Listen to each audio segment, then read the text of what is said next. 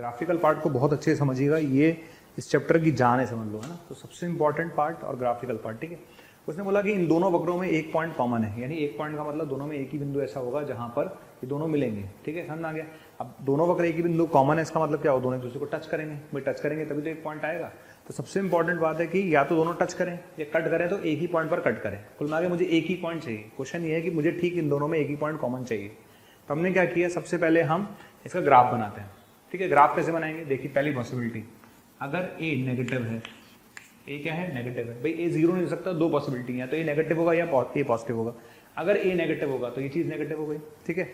ए negative होने का मतलब ये चीज नेगेटिव हो गई, ये चीज नेगेटिव हो गई, मतलब एक्स स्क्वायर का गुणांक नेगेटिव हो गया। मैं रिपीट कर रहा हूँ, ए नेगेटिव है, ए नेगेटिव है मतलब ये चीज नेगेटिव हो गई, ये चीज नेगेटिव होने का मतलब एक्स स्क्वायर का गुणांक नेगेटिव है। अगर एक्स स्क्वायर का गुणांक नेगेटिव है तो ग्राफ कैसा बनेगा बेटा, डाउनवर्ड पैराबोला। क्या बनेगा, डाउनवर्ड पैराबोला। क्लियर, समझ आ गया। यार आपसे अगर मैं कल को बोलूँ कि 1 - एक्स स्क्वायर का ग्राफ बनाओ, तो आप कैसे बनाओगे 1 - एक्स स्क्वायर का ग्राफ, ये माइनस एक्स स्क्वायर का ग्राफ है भाई, और ये 1 - एक्स स्क्वायर का ग्राफ है, समझ आ गया। तो अगर मेरे पास ए नेगेटिव है तो ये ग्राफ कैसा बनेगा, ये डाउनवर्ड पैराबोला बनेगा। कैसा बनेगा, ये डाउनवर्ड पैराबोला बनेगा, बन गया, ठीक है। अच्छा 4√x की अगर मैं बात करूं तो 4√x का जो ग्राफ होता है वो कैसा बनता है, 4√x का ग्राफ आधा पैराबोला, ध्यान रखना सिर्फ आधा पैराबोला, ये वाला पैराबोला। तो 4√x का ग्राफ ऐसा बनता है, ठीक, ये ग्राफ बन गया, बन गया। तो अगर ए नेगेटिव है तो इसका मतलब ये दोनों ग्राफ एक ही जगह पे कट कर रहे हैं, ठीक। इसका मतलब अगर ए नेगेटिव है तो ये दोनों ग्राफ हमेशा एक ही जगह पर कट करेंगे। इसका मतलब ए अगर नेगेटिव है तो ये मेरा पार्ट सही है, क्योंकि मुझे एक ही पॉइंट कॉमन चाहिए, ए नेगेटिव पर एक पॉइंट मिलेगा। अच्छा दूसरी पॉसिबिलिटी क्या है, अगर ए पॉजिटिव है तो क्या होगा, ठीक है, ए पॉजिटिव है तो क्या होगा, अगर ए पॉजिटिव हो गया तो ये पॉजिटिव हो जाएगा, इसका गुणांक पॉजिटिव होते ये चीज 1+ हो गई, 1+ होते इसका ग्राफ कैसे जाएगा, 1+ होते इसका ग्राफ बेटा ऐसे जाएगा, चला गया। अच्छा 4√x का ग्राफ कैसे जाएगा, 4√x का ग्राफ टच करता हो जाएगा, ये आपको एक ही पॉइंट चाहिए, एक ही पॉइंट चाहिए, इसका मतलब टच करेगा, ध्यान रखना इस बात का, ठीक। सबसे इंपॉर्टेंट बात क्या ध्यान रखनी है कि चूंकि मुझे एक ही पॉइंट चाहिए, इसका मतलब टच करना चाहिए, ठीक है। टच कर गया। अब जब दो कर्व एक दूसरे को टच करते हैं तो हम क्या करते हैं, जब दो कर्व एक दूसरे को टच करते हैं तो क्या करते हैं, मैंने दो बातें बोली थी। पहली बात, इस पॉइंट पर दोनों के y बराबर होंगे, ठीक है, इस पॉइंट पर दोनों के y बराबर होंगे, ठीक है। हमने क्या बोला था, इस पॉइंट पर दोनों के y बराबर होंगे, ठीक है। क्या बोला, इस पॉइंट पर दोनों के y बराबर होंगे, ठीक है। तो पहले वाले का y, यानी इस वाले का y और इस वाले का y बराबर कर दो, तो इसका y और इसका y बराबर कर देते हैं, तो क्या आएगा, तो पहला पॉइंट 1 + x1 का स्क्वायर अपॉन a³ बराबर होगा किसके, 4√x1 के। पहली बात तो हमने ये बोली थी, हमने यही बोला था। और दूसरी बात हमने ये बोली थी कि जब दो कर्व एक दूसरे को टच करेंगे तो जो टेंजेंट है वो कॉमन होगी, ठीक है। और टेंजेंट अगर कॉमन होगी इसका मतलब उस टेंजेंट का स्लोप इस वाले कर्व पर और उस वाले कर्व पर बराबर होगा। भाई जब दोनों की टेंजेंट एक ही है, इसका मतलब क्या है, उस पॉइंट पर दोनों के टेंजेंट का स्लोप क्या होगा, बराबर होगा। तो दूसरी कंडीशन क्या है भाई, दूसरी कंडीशन है इसका d/x निकालो, कितना आएगा इसका d/x, इसका d/x आएगा कितना आएगा 2x अपॉन a³, ठीक है, 2x अपॉन a³, पॉइंट रखेंगे तो कितना आएगा 2x1 अपॉन a³, ठीक है। उस वाले का d/x कितना आएगा, उस वाले का d/x कितना आएगा, तो दूसरे वाले कर्व का d/x कितना आएगा 4, और इसका आएगा 1/2√x, तो ये आएगा 2/√x1 आ गया। तो चूंकि दोनों टेंजेंट कॉमन है, टेंजेंट तो कॉमन ही है दोनों के लिए, इसका मतलब ये वाला स्लोप और ये वाला स्लोप बराबर होगा।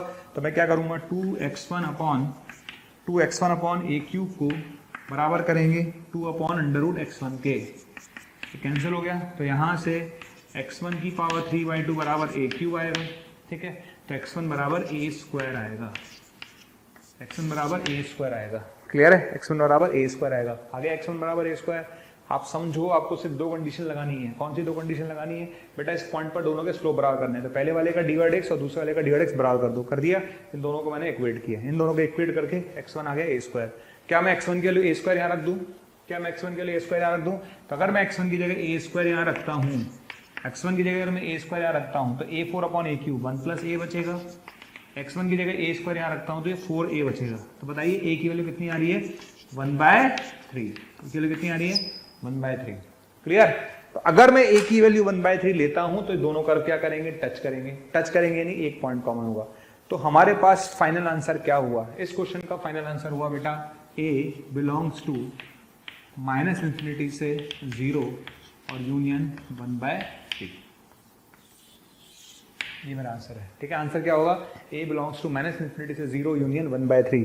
अगर a नेगेटिव लेते हैं तो भी एक पॉइंट कॉमन है, और अगर a 1/3 लेते हैं तो भी एक पॉइंट कॉमन है।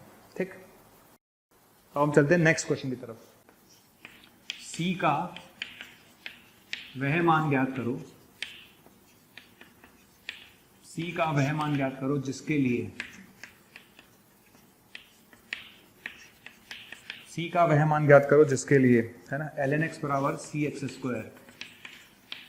ठीक, c का वह मान ज्ञात करो जिसके लिए ln x बराबर cx² में ठीक एक बिंदु कॉमन है, ठीक एक बिंदु कॉमन है। समझ आ गया? तो c का वह मान ज्ञात करो जिसके लिए ln x बराबर cx² में ठीक एक बिंदु कॉमन है। सिंपल सी बात है, सेम ही पैटर्न का क्वेश्चन है जो पिछले वाला था ना, उसी टाइप का क्वेश्चन है। उसमें ठीक इसने बोला ठीक एक बिंदु कॉमन है, तो वापस हम पॉसिबिलिटीज बनाएंगे। अच्छा, पिछले वाले क्वेश्चन में हमने क्या बनाया था, पिछले वाले क्वेश्चन में हमने 2 पॉसिबिलिटीज बनाई थी। क्यों? क्योंकि वहां पर a 0 नहीं हो सकता था, क्योंकि a बटे में था। यहाँ पर हमारे पास 3 पॉसिबिलिटीज बनेगी c की। ठीक, तो एक एक करके वापस स्टडी करते हैं। चलिए, सबसे पहले केस नंबर फर्स्ट देखिए, अगर c नेगेटिव होगा तो क्या होगा बेटा, अगर c नेगेटिव होगा तो ये चीज नेगेटिव हो जाएगी। अगर ये चीज नेगेटिव हो जाएगी तो x² का ग्राफ कैसा बनेगा, ऐसे बनेगा। ठीक है, बन गया x² का ग्राफ। y = ln x का ग्राफ हमें आता है, ये y = ln x का ग्राफ है। क्या दोनों में एक पॉइंट कॉमन है? बिल्कुल है। ठीक है, तो अगर c नेगेटिव है तो चलेगा, एक पॉइंट कॉमन है। ठीक, दूसरी सिचुएशन है, अगर c 0 होगा तो क्या होगा। ठीक है, c 0 होगा तो क्या होगा, समझना आप अच्छे से। ये तो ln x है, ये तो ऐसे जाएगा। अगर c 0 होगा तो ये तो ऐसे जाएगा, c 0 होते ये 0 हो गया, c 0 होते पूरी लाइन 0 हो गई, c 0 होते पूरी लाइन 0 हो गई। हो गई? क्या एक पॉइंट कॉमन है? बिल्कुल एक पॉइंट कॉमन है। क्या एक पॉइंट कॉमन है? बिल्कुल एक पॉइंट कॉमन है। ठीक है, तो इस सिचुएशन में भी एक पॉइंट कॉमन है, इस सिचुएशन में भी एक पॉइंट कॉमन है। दोनों ही सिचुएशन में मेरे पास एक पॉइंट कॉमन है। अब बात करते हैं c पॉजिटिव होगा तो क्या होगा। अब बात करते हैं c पॉजिटिव होगा तो क्या होगा। ठीक है, इसकी बात कर लेते हैं। ठीक है, c पॉजिटिव होगा तो क्या होगा। c अगर पॉजिटिव हो गया तो ये x² का ग्राफ ऐसे जाएगा। ठीक, और ln x का जैसे जा रहा था वैसे जाएगा, ln x का ग्राफ तो जैसे जाता है वैसे जाएगा, लेकिन टच करेंगे। क्यों? क्योंकि दोनों में एक ही पॉइंट कॉमन है भाई, दोनों में एक ही पॉइंट कॉमन है। वो बोल रहा है साफ साफ कि दोनों में एक ही पॉइंट कॉमन है। अरे दोनों में एक ही पॉइंट कॉमन है तो टच करेंगे। जब टच करेंगे तो 2 शर्तें लगानी है। कौन कौन सी 2 शर्तें लगानी है? एक तो इस पॉइंट पर दोनों की वैल्यू बराबर होगी। ठीक है, इस पॉइंट पर दोनों के y बराबर होंगे, तो इस पॉइंट पर इसका y और इसका y बराबर होगा। तो पहली शर्त क्या होगी कि ln x1 बराबर होगा cx1 का स्क्वायर। ठीक है, दूसरी शर्त क्या होगी, इस पॉइंट पर इसका dy/dx और इसका dy/dx बराबर होंगे। इसका dy/dx कितना आएगा, 1/x। कितना आएगा, 1/x। x की जगह x1 रख दो। इसका dy/dx कितना आएगा, 1/x। x की जगह x1 रख दो। इसका dy/dx कितना आएगा, 2cx1। श्योर? तो यहां से x1² की वैल्यू आ गई 1/2c। क्लियर?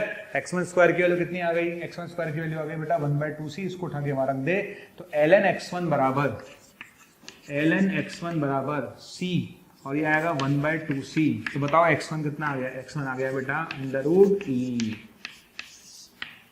यानी e की पावर हाफ। क्लियर? x1 आ गया √e। मुझे तो बेटा क्या चाहिए, c चाहिए था, तो c निकालने के लिए क्या करेंगे, कुछ नहीं, x1 की जगह √e यहाँ रख दो। तो x1 की जगह √e रखोगे तो e हो जाएगा, e बराबर 1/2c, है ना, e बराबर 1/2c। तो c बराबर आ गया बेटा 1/2e। कहने का मतलब क्या है, अगर मैं c की वैल्यू 1/2e लेता हूं तो मुझे एक सॉल्यूशन मिलेगा। ठीक है, अगर मैं c <0 लेता हूं तो भी मुझे एक सॉल्यूशन मिलेगा, अगर मैं c 0 लेता हूं तो भी मुझे एक सॉल्यूशन मिलेगा। तो फाइनल आंसर क्या होगा, फाइनल आंसर होगा c बिलोंग्स टू -∞ से 0 यूनियन 1/2e, यूनियन 1/2e। ठीक है, ये मेरा आंसर है, c बिलोंग्स टू -∞ से 0 यूनियन 1/2e। ये मेरा फाइनल आंसर है। नेक्स्ट क्वेश्चन क्या है, p का वह अंतराल ज्ञात करो या p का वह मान ज्ञात करो। p का वह मान ज्ञात करो या अंतराल ज्ञात करो जिसके लिए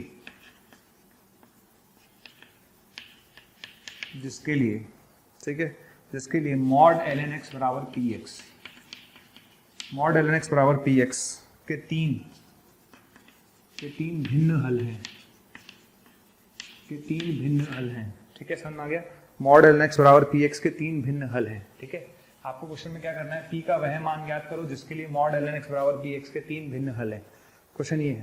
ठीक, तो आपको करना क्या है, बस सिंपल सी बात है, वापस हमारे पास 3 पॉसिबिलिटीज हैं, पी के ऊपर डिपेंड करेगा। तो पहला केस बनाते हैं वापस, जब p लेस देन 0 है, p लेस देन 0 है, ठीक। देखिए मॉड ln x का ग्राफ दुनिया में सबको आता है, ठीक है। अच्छा अगर p नेगेटिव हो गया तो क्या होगा, आपको बता दूं y बराबर px में 3 बातें याद रखिए। p नेगेटिव तो रेखा ऐसे जाएगी, p पॉजिटिव तो रेखा ऐसे जाएगी, p जीरो तो रेखा ऐसे जाएगी, ठीक है। तो p नेगेटिव तो रेखा ऐसे जाएगी, p पॉजिटिव तो रेखा ऐसे जाएगी, p जीरो तो रेखा ऐसे जाएगी, ठीक है। हमेशा ध्यान रखो 3 बातें हैं, ठीक। तो अगर मैं p लेस देन 0 लेता हूं तो इसका ग्राफ कैसे जाएगा बेटा, इसका ग्राफ जाएगा ऐसे, और इन दोनों में कोई कट नहीं है, इन दोनों में कोई कट नहीं है, यानी कोई हल नहीं। जबकि हमें तो वो आंसर निकालना है जिस सिचुएशन में हमें 3 हल मिले, 3 भिन्न भिन्न हल मिले। तो ये काम का नहीं है मेरे।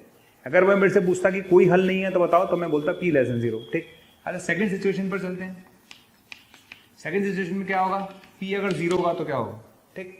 अगर p 0 होगा तो क्या होगा, लीजिए ग्राफ बनाते हैं, इसका ग्राफ बन गया, ये बन गया। अच्छा अगर p 0 होगा तो ये पूरा 0 हो गया, p 0 होगा तो क्या होगा बेटा, ये पूरा 0 हो जाएगा। तो p 0 होते ये पूरा 0 हो गया, ठीक है ना, p 0 होते ये पूरा 0 हो गया, समझ में आ गया। p 0 होता है पूरा 0 हो गया, इसका मतलब अब बताइए कितने कट मिलेंगे, एक ही कट मिल रहा है। कितने कट मिल रहा है, एक हल मिल रहा है, ठीक। तो अगर p बराबर 0 लेते हैं तो एक हल मिलेगा, p अगर लेस देन 0 लेते हैं तो कोई हल नहीं मिलेगा, ठीक। अब आती है तीसरी और सबसे इंपॉर्टेंट सिचुएशन कि जब p ग्रेटर देन 0 होगा तो क्या होगा, जब p ग्रेटर देन 0 होगा तो क्या होगा। तो वो सिचुएशन भी हम टैकल करते हैं, जब p ग्रेटर देन 0 होगा तो क्या होगा, देख लेते हैं।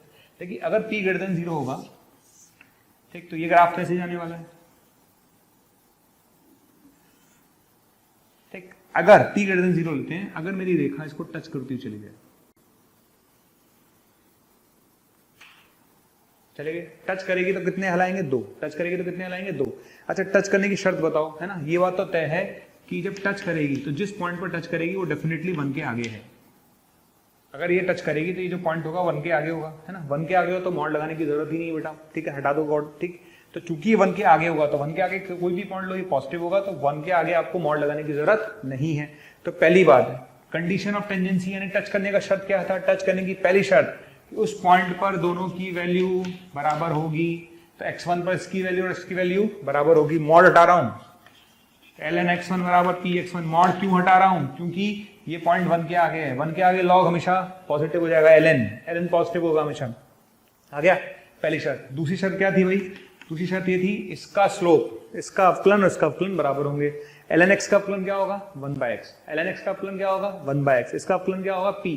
तो 1/x बराबर p, यानी 1/x1 बराबर p। क्लियर। तो यहां से x1 की वैल्यू कितनी आ गई बेटा, 1/p आ गई। इसको उठा के 1 में रख दो, 1 से, इसको उठा के 1 में रख दो, 1 से कितना आ गया, ln x1 बराबर p इंटू 1/p। तो x1 की वैल्यू कितनी आ गई, e आ गई। और अगर x1 की वैल्यू e है तो p की वैल्यू बताओ कितनी आ गई, 1/e। p की वैल्यू कितनी आ गई, 1/e, ठीक। अब आप समझो इस क्वेश्चन में क्या है, ठीक। इस क्वेश्चन में हमने क्या पूछा था, हमने पूछा था 3 भिन्न भिन्न हल की बात की थी हमने अब तक जितनी केस सॉल्व किए उसमें कोई हल नहीं, एक हल। और इस सिचुएशन में मुझे कितने हल मिलेंगे, 2 हल मिलेंगे अगर मैं p 1/e लेता हूं। मुझे तो 3 की बात करनी थी। तो आप सोचो क्या होगा, 3 हल कैसे मिल सकते हैं, सोचना और सोच के जवाब देना, ठीक। सोचना भाई, ओके। अगर मेरी लाइन है, अगर मेरी लाइन ऐसे चली जाती, अगर मेरी लाइन ऐसे चली जाती बेटा, तो क्या मुझे 3 हल नहीं मिल जाते, बिल्कुल मिल जाते, ठीक। तो एग्जैक्ट इस सिचुएशन में जब p 1/e है, जब p की वैल्यू 1/e है तो मुझे 2 हल मिल रहे हैं। लेकिन जैसे ही मेरा स्लोप p की वैल्यू 1/e से कम हुआ, स्लोप, क्योंकि y बराबर mx है, y बराबर px है, y बराबर px क्या है, p तो स्लोप है भाई, स्लोप है, स्लोप, ठीक। तो अगर मैं इस लाइन का स्लोप कम कर दूं, इस लाइन का स्लोप क्या कर दूं बेटा, कम कर दूं। जैसे ही मैं कम करूंगा वैसे ही लाइन कितनी जगह कट करेगी, 3 जगह। तो मुझे करना क्या है, मुझे करना सिंपल सा है बेटा, इस लाइन का स्लोप कम कर दो। यानी इस लाइन का स्लोप क्या होना चाहिए, 1/e से कम होना चाहिए और 0 लाइन से ज्यादा होना चाहिए। क्लियर। यहाँ से चलेगा तो भी चलेगा, है ना, समझ में आ गया। तो भी मुझे 3 कट मिलेंगे, ठीक। तो p की वैल्यू 1/e से कम और 0 से ज्यादा होनी चाहिए, ठीक। अगर मैं चाहता हूं कि p की वैल्यू 0 से 1/e में लूंगा तो मुझे 3 हल मिलेंगे। अगर मैं p की वैल्यू 1/e लूंगा पी की वैल्यू 1/e लूंगा तो बेटा 2 हल मिलेंगे, ठीक है। अगर मैं पी की वैल्यू अगर मैं लेता हूँ पी की वैल्यू 0 लेता हूँ, पी की वैल्यू क्या लेता हूँ, 0 लेता हूँ, है ना। पी की वैल्यू 0 लेता हूँ या 1/e से ज्यादा लेता हूँ, पी इक्वल टू 0 लेता हूँ या 1/e से ज्यादा लेता हूँ, है ना। अगर मैं पी की वैल्यू 1/e से ज्यादा लूंगा तो ग्राफ ऐसे चला जाएगा, अगर मैं पी की वैल्यू 1/e से ज्यादा लूंगा तो ग्राफ ऐसे चला जाएगा, ठीक है। तो 1/e से ज्यादा लूंगा तो भी एक हल आएगा, क्लियर। और अगर मैं p लेस देन 0 लेता हूँ तो बेटा कोई हल नहीं, कोई हल नहीं, ठीक है। तो ये क्वेश्चन है, ये क्वेश्चन की सिचुएशंस हैं, क्वेश्चन को समझो, उसके सिचुएशन को समझो। ऐसे क्वेश्चन जेई में पूछे जाते थे, पूछे जाते हैं, पूछे जाते रहेंगे, ठीक। आप सिर्फ डाटा चेंज कर सकते हो, नया क्वेश्चन बना सकते हो बस। fx बराबर 3/x तथा gx बराबर ax + 1, ठीक ठीक ठीक, दो बिंदुओं पर प्रतिच्छेद करते हैं, ठीक, दो बिंदुओं पर प्रतिच्छेद करते हैं, ठीक है। fx बराबर 3/x और gx बराबर ax + 1, ठीक, दो बिंदुओं पर, ठीक, दो डिफरेंट, है ना, दो भिन्न बिंदुओं पर, है ना, भिन्न, ठीक, दो भिन्न बिंदुओं पर प्रतिच्छेद करते हैं, प्रतिच्छेद करते हैं, प्रतिच्छेद करते हैं, ठीक है। तो आपको बताना क्या है, तो आपको बताना है कि a का रेंज क्या होगा, यानी a की रेंज क्या होगा, a की रेंज मतलब a की वैल्यूज का सेट क्या होगा, ठीक। क्वेश्चन सेम ही है, उसने बोला है कि fx बराबर 3/x है और gx बराबर ax + b जो है, ठीक, दो भिन्न बिंदुओं पर प्रतिच्छेद करते हैं, तो a की रेंज क्या होगी। वापस सिचुएशन बनाते हैं, ठीक।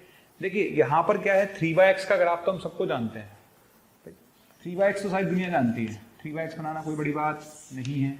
तो 3/x कहाँ है, ये 3/x का ग्राफ है, ठीक है, ये 3/x का ग्राफ है। अच्छा, gx बराबर ax + 1 की अगर मैं बात करूं तो इसमें तीन पॉसिबिलिटीज है। कैसे, अगर a पॉजिटिव है तो लाइन ऐसे जाएगी, ठीक है। अगर a 0 है तो लाइन ऐसे जाएगी, ठीक है। और अगर a नेगेटिव है तो लाइन ऐसे जाएगी। तो a पॉजिटिव है तो क्या होगा, a पॉजिटिव तो लाइन न्यू काउंट पे जाएगी, a 0 तो लाइन कांस्टेंट हो जाएगी, a नेगेटिव तो लाइन अधिक काउंट पर जाएगी। तो तीन पॉसिबिलिटीज है, तो हम एक एक करके तीनों को डिस्कस करते हैं, राइट। अगर a पॉजिटिव है तो क्या होगा, a पॉजिटिव है तो क्या होगा, मेरी लाइन ऐसे जाएगी कहीं, ठीक है ना, ये लाइन ऐसे चलेगी, क्लियर। कितनी जगह कट करेगी, दो जगह, कितनी जगह कट करेगी, दो जगह। तो दो हल आ रहे हैं, बिल्कुल आ रहे हैं, श्योर, पक्का है, 100%, ठीक है। अगर a 0 होगा तो क्या होगा भाई, a अगर 0 होगा तो क्या होगा, देख लेते हैं भाई। a 0 होगा तो ग्राफ ऐसे जाएगा, तो एक ही जगह कट करेगी, कितने हल आएंगे बेटा, एक हल आएंगे, समझ आ गया।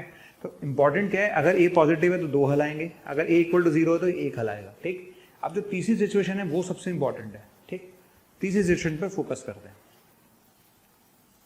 देखिए तीसरी सिचुएशन क्या होगी, समझना पहले आप, है ना। तीसरी सिचुएशन क्या होगी बेटा, अगर a नेगेटिव है तो ग्राफ कैसे जाएगा, तो ये ग्राफ कैसे रहने वाला है,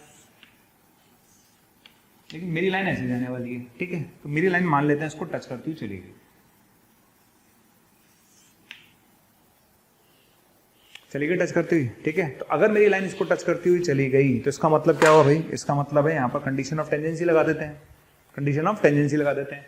टेंजेंसी की कंडीशन कितनी बार बोल चुका हूं मैं, एक ही बात होती क्या, कि यहाँ पर एक तो दोनों के स्लोप बराबर होंगे और दूसरी बात दोनों की वैल्यू बराबर होगी। तो पहली बात दोनों की वैल्यू बराबर कर दीजिए, 3/x1 बराबर ax1 + 1, पहला पॉइंट।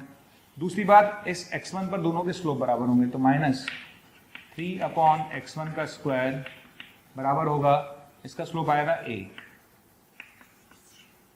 आ गया। अब क्या करना है, कुछ नहीं, काम करते हैं, इसको मल्टीप्लाई कर दो तो कितना आएगा, 3 बराबर आएगा ax1 का स्क्वायर + x1, 3 बराबर आएगा ax1 का स्क्वायर + x1।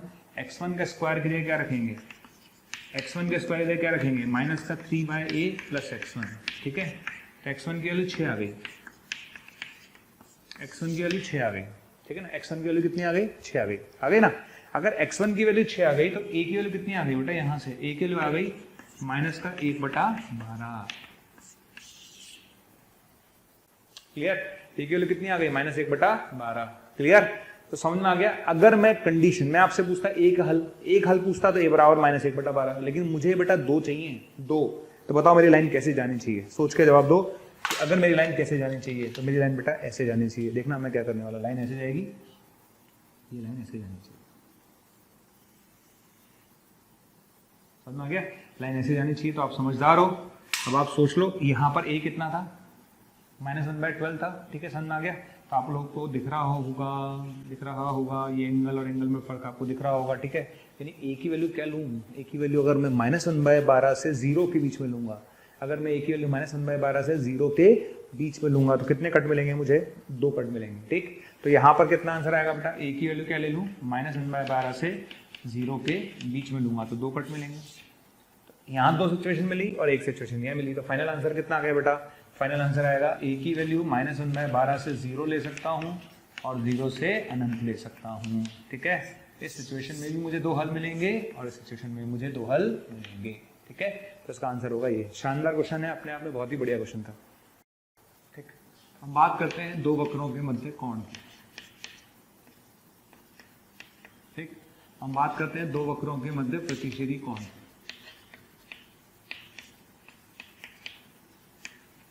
डियर स्टूडेंट, हज़ारों स्टूडेंट्स डेली हमारा वीडियो देख रहे हैं, उसे पसंद कर रहे हैं, लाइक कर रहे हैं। अगर आप भी चाहते हैं कि आपको और वीडियो देखने को मिलें तो आपको सिर्फ इतना करना है, डिस्क्रिप्शन में जो लिंक दे रखा है उस लिंक पर क्लिक करना है और आप वहां पर जाकर अपना एनरोलमेंट सुनिश्चित कर सकते हैं। अगर आप चाहते हैं कि अगर आपके डाउट्स भी सॉल्व हो, आपको कोर्स भी अवेलेबल हो, स्टडी मटेरियल भी अवेलेबल हो, तो आपको सिंपली आपको करना क्या है, आपको हमारा प्रीमियम कोर्स लेना है। जैसे ही आप हमारा प्रीमियम कोर्स लेंगे उसके अंदर आपको डाउट सॉल्विंग मिलेगा, आपको स्टडी मटेरियल मिलेगा, आपको टीचर्स के वीडियो लेक्चर्स मिलेंगे, यानी आपको हर चीज़ अवेलेबल होगी जो कॉम्पिटिटिव एग्जाम की तैयारी के लिए इंपॉर्टेंट है। तो आप लोगों से मेरी रिक्वेस्ट है कि आप इसे ज़रूर लें, ठीक। हम बात करते हैं 2 वक्रों के मध्य प्रतिच्छेदी कोण की, ठीक। देखिए 2 वक्रों के मध्य प्रतिच्छेदी कोण हम कैसे निकालेंगे, ये समझ लेते हैं हम लोग कि जब भी मुझसे पूछा जाएगा कि 2 वक्रों के मध्य प्रतिच्छेदी कोण निकालो तो हम कैसे निकालेंगे, ठीक। तो पहली बात तो ये आता है कि प्रतिच्छेदी कोण है क्या चीज़, इसे इंटरसेक्शन एंगल बोलते हैं, ध्यान रखना। इसको क्या बोलते हैं शॉर्ट में, इंटरसेक्शन एंगल, इंग्लिश में इसको इंटरसेक्शन एंगल बोलते हैं। मैं शॉर्ट में लिखूंगा IA, क्या लिखूंगा, IA, प्रतिच्छेदी कोण, इंटरसेक्शन एंगल। अच्छा, इंटरसेक्शन एंगल है क्या चीज़, देखिए जब भी 2 वक्र एक दूसरे को प्रतिच्छेद करते हैं, जब भी 2 वक्र एक दूसरे को प्रतिच्छेद करते हैं, जब भी 2 वक्र एक दूसरे को प्रतिच्छेद करते हैं तो उनके प्रतिच्छेदी बिंदु पर, उनके प्रतिच्छेदी बिंदु पर खींची गई स्पर्श रेखाओं के मध्य का न्यून कोण ही प्रतिच्छेदी कोण कहलाता है, ठीक है। मैं अपनी बात समझा रहा हूँ, ठीक है। क्या कह रहा हूँ, हम ये कह रहे हैं कि यदि 2 वक्र एक दूसरे को प्रतिच्छेद करते हैं, ठीक है, जब भी 2 वक्र एक दूसरे को प्रतिच्छेद करते हैं तो उनके प्रतिच्छेदी बिंदु पर खींची गई स्पर्श रेखाओं के मध्य का न्यून कोण ही प्रतिच्छेदी कोण कहलाता है। तो लिख लीजिए बात, जब 2 वक्र एक दूसरे को प्रतिच्छेद करते हैं, जब 2 वक्र एक दूसरे को प्रतिच्छेद करते हैं तो उनके प्रतिच्छेदी बिंदु पर खींची गई स्पर्श रेखाओं के मध्य का न्यून कोण ही, तो उनके प्रतिच्छेदी बिंदु पर खींची गई स्पर्श रेखाओं के मध्य का न्यून कोण ही प्रतिच्छेदी कोण कहलाता है। उनके प्रतिच्छेदी बिंदु पर खींची गई स्पर्श रेखाओं के मध्य का न्यून कोण ही प्रतिच्छेदी कोण कहलाता है। समझ में आ गया, क्या कहलाता है, प्रतिच्छेदी कोण ही कहलाता है। समझ में आ गया। अच्छा, सिंपल सा फंडा है, एक काम करते हैं, इस कर्व को अगर मैं y बराबर fx बोल दूं और इस कर्व को मैं y बराबर gx बोल दूं, समझ में आ गया। तो थीटा क्या होगा भाई, थीटा वही होगा जो हम बचपन से पढ़ते आए हैं। क्या होगा भाई, देखो आप, सिंपल सी बात है, मान लेते हैं इसने यहाँ से इसको बढ़ा दिया मैंने, ठीक है, इसको मैंने बढ़ाया, इसने θ1 कोण बनाया, ठीक है, इसको मैंने बढ़ाया, इसको बढ़ाया तो इसने कितना कोण बनाया, इसने θ2 कोण बनाया, ठीक है। समझ में आ गया। तो थीटा बराबर क्या होगा भाई, तो अपन लिख सकते हैं थीटा प्लस θ1 बराबर क्या होगा, θ2, ठीक है। इन दोनों का सम बराबर इसके होता है, ठीक। तो यहाँ से थीटा बराबर कितना आ गया, θ2 माइनस θ1, दोनों तरफ tan लगा दिया आपने, tan लगाएंगे तो क्या आएगा, tan θ2 minus tan θ1 upon 1 plus tan θ1 tan θ2, ये आएगा, ठीक है। अच्छा, ये क्या आ गया भाई, ये क्या दे दिया आपने मुझे, अरे ये क्या है, अरे ये टेंजेंट का स्लोप ही तो है। इस टेंजेंट ने कितना एंगल बनाया, θ1, तो उसका स्लोप कितना हुआ, dy/dx, यानी dy/dx यानी tan θ1, तो tan θ1 क्या है, इसका स्लोप है। तो tan θ बराबर क्या आ गया, tan θ बराबर, ये डायरेक्ट लिख देता हूँ, θ बराबर क्या आ गया, tan इनवर्स मॉड, है ना, dy/dx दूसरे कर्व का, dy/dx दूसरा कर्व कौन सा है भाई, ये टेंजेंट कौन सा कर्व है, ये वाला कर्व मैंने बोला है, इसको दूसरा कर्व बोल देते हैं C2, बोल देते हैं C1। समझ में आ गया? क्लियर? ठीक, तो यहाँ से लिख सकते हैं C2 पर टेंजेंट माइनस C1 पर tangent upon 1 plus dy by dx C1 और dx C2। ये लीजिए सर, तो ये मेरे पास एंगल निकालने का फॉर्मूला है। ये एंगल वैसा ही फॉर्मूला है जो आप लोग स्ट्रेट लाइन में पढ़ते हैं। दो रेखाओं के बीच में कोण निकालने वाला जो फॉर्मूला होता है, उसी तरह से फॉर्मूला है दो कर्व्स के बीच में एंगल निकालने का। ठीक, बेसिकली दो कर्व्स के बीच में एंगल किस निकालते समय हम कर क्या रहे हैं, बेसिकली हम दो टेंजेंट्स के बीच में एंगल निकाल रहे हैं। ठीक, तो D of C1 C2 minus C1 upon 1 plus, है ना, वही फॉर्मूला है M2 minus M1 upon 1 plus M1 M2। Same ही फॉर्मूला है जो आप पढ़कर आते थे, ये जो आप पढ़ते थे ना पहले लाइन्स के बीच में, वही फॉर्मूला है। ठीक, यहाँ पर कुछ चीजें नोट कर लेते हैं। पहली बात, ठीक है ना, यदि कर्व लंबवत है, यदि वक्र लंबवत है, यदि वक्र लंबवत है यानी ऑर्थोगोनल है, यदि दो वक्र लंबवत है यानी ऑर्थोगोनल है। अगर वक्र लंबवत है तो उनकी स्पर्श रेखाओं के बीच में कोण कितना होगा, 90 डिग्री। यदि अगर वक्र लंबवत है यानी उनकी स्पर्श रेखाओं के बीच में कोण कितना होगा, 90 डिग्री, यानी थीटा कितना होगा, 90 डिग्री। ठीक है, थीटा कितना होगा, 90 डिग्री। tan 90 कितना होता है, 1/0। tan 90 कितना होता है, 1/0। ठीक है, tan 90 कितना होता है बेटा, 1/0।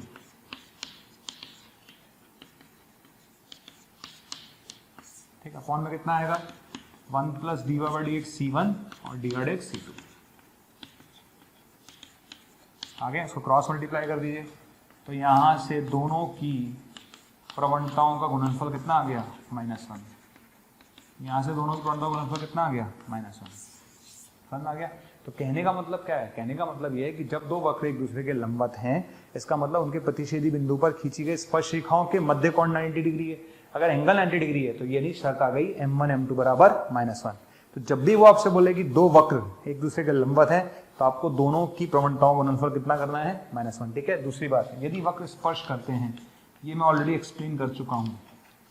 यदि वक्र स्पर्श करते हैं, ऐसा वो बोल रहा है, अगर स्पर्श करते हैं तब हम ये बोल सकते हैं कि उन दोनों पर टेंजेंट का स्लोप बराबर होगा, क्योंकि टेंजेंट कॉमन होगी। तो ये बात हम ऑलरेडी कर चुके हैं, तो इस बारे में बात करने का कोई मतलब नहीं है। पर ध्यान रखना, मैंने उस समय भी समझाया था कि आज मान लेते हैं ये कर्व और ये कर्व है ना, यहाँ पर टेंजेंट ड्रॉ की, यहाँ पर टेंजेंट ड्रॉ की, दोनों पैरेलल है, तो ये कर्व एक दूसरे को टच नहीं कर रहे हैं। ठीक है, तो ध्यान रखना, अगर वक्र टच करते हैं तो ऐसा होगा, पर अगर ऐसा है तो जरूरी नहीं है कि वक्र टच करें। तो इस बात का ध्यान रखिएगा, बहुत इंपॉर्टेंट बात बोल रहा हूँ। अगर वक्र स्पर्श करते हैं तो ऐसा होगा, लेकिन यदि ऐसा है तो जरूरी नहीं है कि वक्र स्पर्श करें। ठीक, तो ये तो हो गई बात, है ना। अब बात आती है कि हमें इंटरसेक्शन एंगल निकालने के लिए क्या करना चाहिए। तो इंटरसेक्शन एंगल निकालने के लिए क्या करना चाहिए, तो स्टेप्स क्या हैं, steps to find IA, steps to find IA, steps to find IA। Intersection angle निकालने की पहली स्टेप क्या है, देखो आपको dx निकालने में कोई दिक्कत है नहीं है, दो कर्व आपको देगा, तो कर्व आपको देगा ही देगा, तो कर्व की कोई लड़ाई नहीं है। लड़ाई किस बात की, सबसे पहले आपको बिंदु चाहिए। कौन सा बिंदु, प्रतिच्छेदी बिंदु चाहिए। तो सबसे पहले क्या करेंगे, दोनों वक्रों को हल करके प्रतिच्छेदी बिंदु निकालो। दोनों वक्रों को हल करके प्रतिच्छेदी बिंदु ज्ञात करो। दोनों वक्रों को हल करके प्रतिच्छेदी बिंदु ज्ञात करो।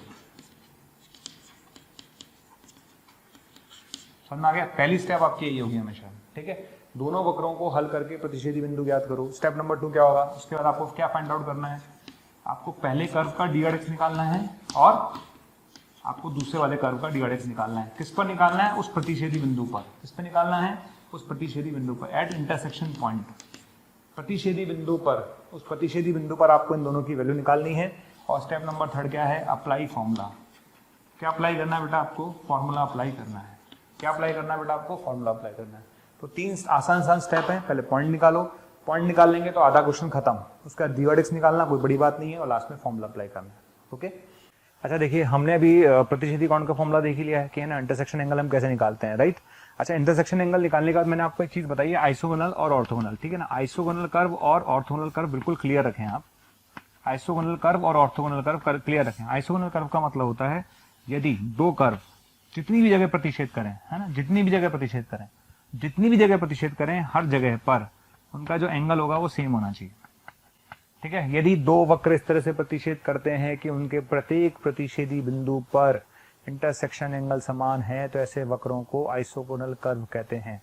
यदि दो वक्र इस तरह से प्रतिच्छेद करें कि उनके हर प्रतिच्छेदी बिंदु पर अगर कोण समान है, इंटरसेक्शन एंगल समान है, तो उसे आइसोगोनल कर्व कहते हैं। समझ में आ गया? और ऑर्थोगोनल कर्व क्या होता है भाई, है ना? ऑर्थोगोनल कर्व क्या होता है? ऑर्थोगोनल कर्व क्या होता है? ऑर्थोगोनल कर्व का मतलब होता है अगर दो वक्र, है ना, दो वक्र, कोई भी दो वक्र अपने पास है, वो इस तरह से प्रतिच्छेद, मतलब जब भी प्रतिच्छेद करें तो उनके हर प्रतिच्छेदी बिंदु पर एंगल 90 डिग्री होना चाहिए। ठीक है, हर प्रतिच्छेदी बिंदु पर एंगल 90 डिग्री होना चाहिए, ध्यान रखना। हर प्रतिच्छेदी बिंदु पर एंगल क्या होना चाहिए? 90 डिग्री होना चाहिए। ओके, तो ऑर्थोगोनल कर्व का मतलब क्या हुआ बेटा? ऑर्थोगोनल का मतलब हुआ कि ऐसे दो वक्र जब भी प्रतिच्छेद करेंगे तो उनके प्रतिच्छेदी बिंदु पर जो भी एंगल बनेगा टेंजेंट्स के बीच में, वो हमेशा 90 डिग्री होगा। ठीक है, अच्छा एक चीज ध्यान रखना, हमेशा एक बात का बहुत क्लियरली बात ध्यान रखिएगा। जैसे एक कर्व है, एक कर्व ये है, राइट? मान लेते हैं यहाँ एंगल 90 डिग्री है और यहाँ एंगल 45 डिग्री है। ठीक, अगर यहाँ एंगल 90 डिग्री है, वहाँ 45 डिग्री है, इसका मतलब ये ऑर्थोगोनल नहीं है। जब भी प्रतिच्छेद करें तो हर प्रतिच्छेदी बिंदु पर टेंजेंट्स के बीच में एंगल 90 बनेगा, इसका मतलब ऑर्थोगोनल है। अगर एक जगह 90 एक जगह 45 है, इसका मतलब ऑर्थोगोनल नहीं है। ऑर्थोगोनलिटी की शर्त याद रखें, जब भी वक्र प्रतिच्छेद करेंगे तो हर प्रतिच्छेदी बिंदु पर एंगल 90 डिग्री होना चाहिए। आइसोगोनल का मतलब ऐसे वक्र जब भी प्रतिच्छेद करेंगे तो उनके हर प्रतिच्छेदी बिंदु पर एंगल सेम होना चाहिए, वो आइसोगोनल है। ठीक, तो इस बात का ध्यान रखिएगा, ये दोनों बातें में इंपॉर्टेंट है, राइट?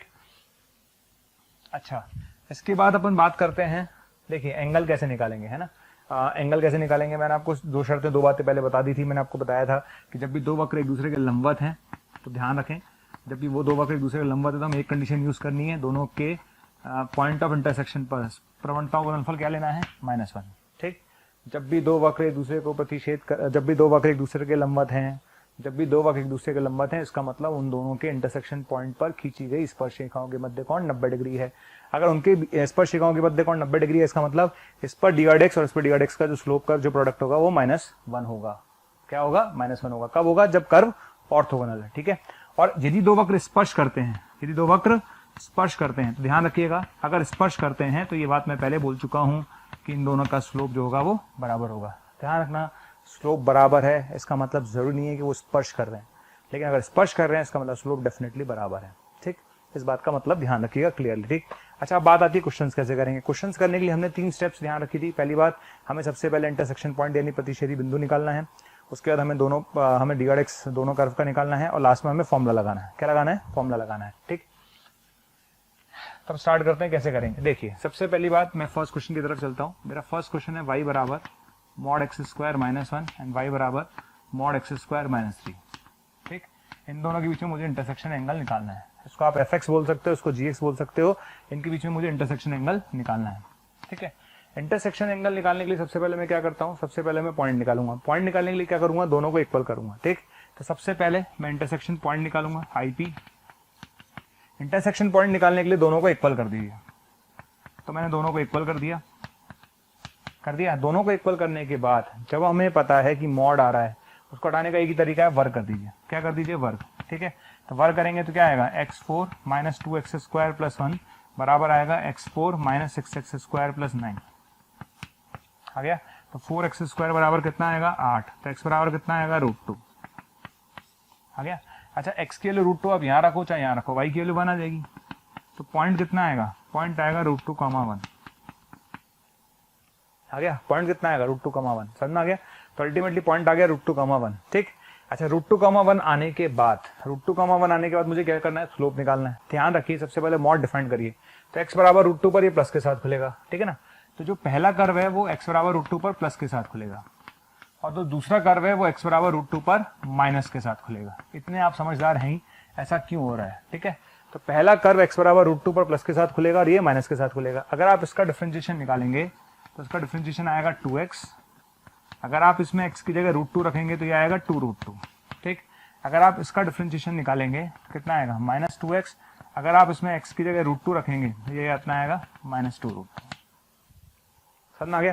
तो इसका स्लोप अपना 2√2 आ रहा है, उसका स्लोप -2√2 आ रहा है। इसका मतलब जब मैं फॉर्मूला लगाऊंगा तो फॉर्मूला क्या था? tan inverse. आगे बोलिए, m1 - m2 upon 1 plus m1 into m2। ठीक है, कितना आंसर आएगा? आंसर आएगा tan इनवर्स 4√2/7। आंसर आएगा tan इनवर्स 4√2/7। क्लियर? तो ये एक तरीका है ऐसे क्वेश्चंस को सॉल्व करने का। जब भी आपको इंटरसेक्शन एंगल का क्वेश्चन आए, पहले पॉइंट निकालो, पॉइंट निकालने के बाद स्लोप निकालो, स्लोप निकालने के बाद फॉर्मूला लगाओ। राइट? हम चलते हैं नेक्स्ट क्वेश्चन पर। ठीक है, नेक्स्ट क्वेश्चन क्या है मेरे पास, जैसे पहला वक्र है मेरे पास वाई स्क्वायर बराबर 4x। ठीक, अच्छा दूसरा कर्व क्या है मेरे पास, एक्स स्क्वायर बराबर 4y। आपको निकालना क्या है, आपको इंटरसेक्शन एंगल निकालना है। क्या निकालना है आपको, आपको इंटरसेक्शन एंगल निकालना है। क्लियर, तो आप क्या करेंगे भाई, सबसे पहली बात इंटरसेक्शन एंगल निकालने के लिए मुझे पॉइंट चाहिए। क्या चाहिए, पॉइंट। तो सबसे पहले पॉइंट निकालता हूँ। क्या निकालता हूँ, पॉइंट। तो सबसे पहले मुझे पॉइंट चाहिए। पॉइंट कैसे निकालेंगे, दोनों को सॉल्व करते हैं। तो मैंने क्या किया, यहाँ से y की वैल्यू उठा के यहाँ रख दी, y की वैल्यू उठा के यहाँ रख देते हैं। तो एक्स स्क्वायर बाय 4 का होल स्क्वायर बराबर 4x। तो यहाँ से x कॉमन आ जाएगा। क्लियर, तो यहाँ बचेगा एक्स क्यूब अपॉन 16 माइनस 4 बराबर 0। तो यहाँ से x की वैल्यू 0 आएगी और यहाँ से x की वैल्यू 4 आएगी। आराम से निकाल सकते हैं सारे बच्चे। ठीक, तो अगर x 0 और 4 आ गया तो y कितना आएगा, अगर x की वैल्यू 0 है तो y की वैल्यू 0 आएगी। अगर x की वैल्यू 4 है, ठीक है, x की वैल्यू 4 है, ठीक है, तो y की वैल्यू आएगी प्लस माइनस 4, y की वैल्यू आएगी प्लस माइनस 4। लेकिन -4 रिजेक्ट हो जाएगा क्योंकि -4 पर ये पॉसिबल नहीं है। क्लियर, तो कहने का मतलब 2 ही पॉइंट मिलेंगे। कितने पॉइंट मिलेंगे, 2। कौन कौन से 2 पॉइंट मिलेंगे, आपको 2 पॉइंट मिलेंगे। एक कर्व ये है और एक कर्व ये है। समझ में आ गया, 2 पॉइंट मिलने वाले हैं, पक्की बात, मिल गए। अच्छा, 2 पॉइंट मिलने के बाद आपके पास ये वाला पॉइंट कितना है, ये वाला जो पॉइंट है आपका 4,4 है। ये वाला पॉइंट कितना है, ये वाला पॉइंट आपका 0,0 है। आ गया, तो आपको 2 पॉइंट मिल गया, एक 0,0 मिल गया, एक 4,4 मिल गया। अब चूंकि 2 अलग अलग पॉइंट है तो दोनों पर इंटरसेक्शन एंगल निकलेगा। ठीक है, तो हम पहले 0,0 पर निकालते हैं, है ना। तो पहले वाले कर्व को अगर मैं डिफरेंशिएट करता हूं, पहले वाले कर्व को अगर मैं डिफरेंशिएट करता हूं तो 4x अपॉन 2y यानी 2x अपॉन y आएगा।